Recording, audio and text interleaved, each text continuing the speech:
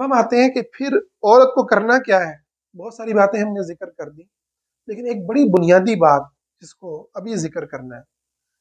دیکھیں، عورت کو خدمت اور یہ ساری چیزیں ثانوی حیثیت اسی لیے رکھی گئی ہیں، اور دور نبوت میں لونڈیاں اور غلام اور خدمت گار اسی لیے مقرر کیے گئے تھے کہ عورت کو بہت بڑا جو کام کرنا ہوتا ہے وہ اولاد کو وجود دینا اور ان کی تربیت کرنا ہے.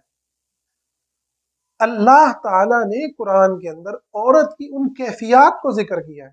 حملت امہ کرہن، اس کی ماں اٹھاتی ہے اس کو تکلیف سے، ووضعتہ کرہا، اور اس کو وضع کرتی ہے تکلیف کے ساتھ. ہمارے ہاں سبحان اللہ، جو عورت حمل کی کیفیت کے اندر ہے، اچھا بچہ وہ جو ہے اپنے پیٹ میں پال رہی ہے اور ایسی تکلیف سے گزر رہی ہے کہ اللہ قرآن کے اندر سبحان اللہ، اللہ قرآن میں اس کی تکلیف کو ذکر کر رہا ہے کہ وہ بچے کو اٹھاتی ہے تکلیف سے، بچے کو تکلیف سے جنتی ہے. ہمارے کلچر میں یہ کوئی چیز ہی نہیں ہوتی بھائی، ساری عورتیں بچے پیدا کرتی ہیں، تیری بیوی بکری ہے جو بچہ پیدا کر رہی ہے. یہ عورت جو کوئی جو ہے انوکھی ہے جو بچہ پیدا کر رہی ہے، ساری عورتیں کرتی ہیں بچہ پیدا.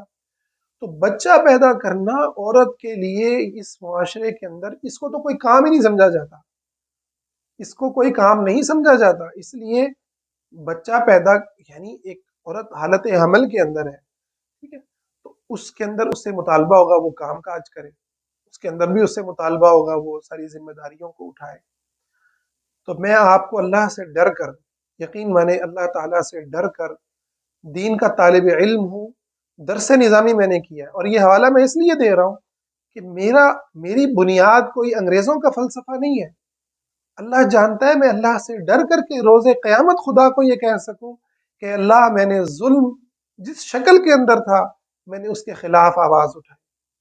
میں نے معاشرے کو بتایا کہ یہ بدترین ظلم ہے کہ تم ایک عورت کو حالت حمل کے اندر بھی اس سے تم کام لیتے ہو، اسے تم کام کاج پہ مجبور کرتے ہو. ہاں وہ خود آسانی سے کام کر سکتی ہے، کر لیتی ہے، یہ اس کی جو ہے وہ مہربانی ہے، اس کی مہربانی ہے. شریعت کہتی ہے وہ جو کام کر رہی ہے مرد کو سمجھنا چاہیے کہ وہ جس کام کے اندر ہے، ذرا آپ سائنس کو ہی پڑھ لیں. حالت حمل میں عورت جس ڈپریشن میں ہوتی ہے اور حمل کے بعد جس ڈپریشن میں ہوتی ہے، آپ ذرا اس حوالے سے ڈاکٹرز کی تحقیقات پڑھ لیں. اس کا ایک خاص اصطلاح ہے، ابھی میرے ذہن میں نہیں آ رہی، کہ جو ڈپریشن ہوتا ہے اس کو باقاعدہ نام دیا گیا ہے.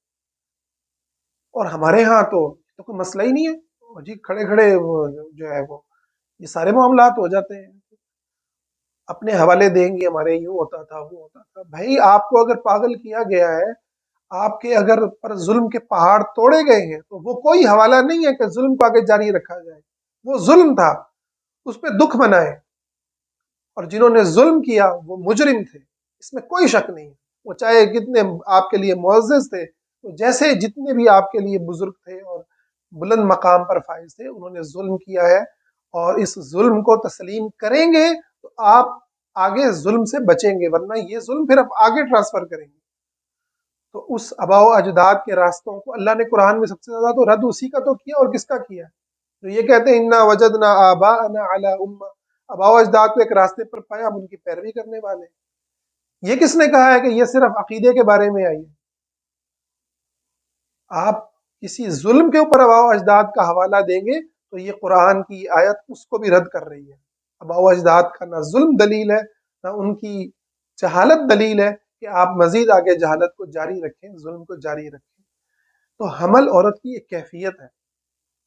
اچھا اس کے بعد پھر آپ دیکھیں حالت حیض، اس کے اندر ایک عورت کی اپنی کیفیات ہوتی ہیں، چڑچڑا پن، اس کی مزاج کے اندر تبدیلی.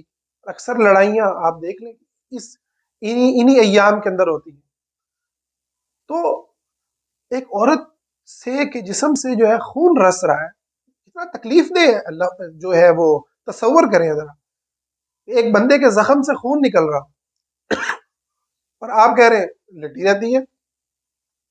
بستر پہ اس کو تو کوئی کام ہی نہیں ہے نا، یہ تو پڑی رہتی ہے بستر کے اوپر. کتنی تکلیف دہ چیز ہے. ایک مرد اپنے آپ کو اس جگہ پہ رکھ کر سوچے کہ اس کے زخم لگاؤ اور وہاں سے خون نکل رہا ہو، اور اس کو پھر جو ہے نا یہ سننے کو ملے، یہ تو پڑا رہتا ہے. اور بھائی وہ کس کیفیت کے اندر ہے؟ کوئی آپ کو اللہ کا ڈر نہیں ہے کہ آپ اس کے ساتھ کیا سلوک اپنا رہے ہیں، آپ اس کو کیا تانے مار رہے ہیں؟ اچھا پھر اولاد ہو جاتی ہے.